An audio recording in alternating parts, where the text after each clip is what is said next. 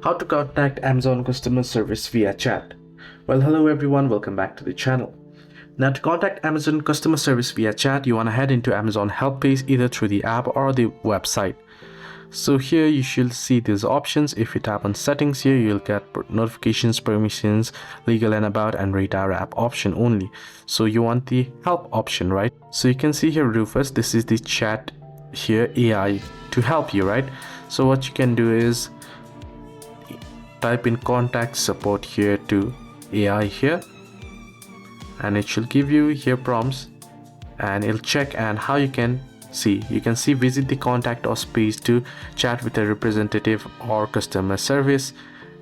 So getting started, you want to go to contact us option and then select something else option if your issue isn't listed. Then choose I need more help, and here down below it'll give you the option for customer service chat directly. Tap on it. So this is the quicker process. Hope this video was helpful. Do like and subscribe as well.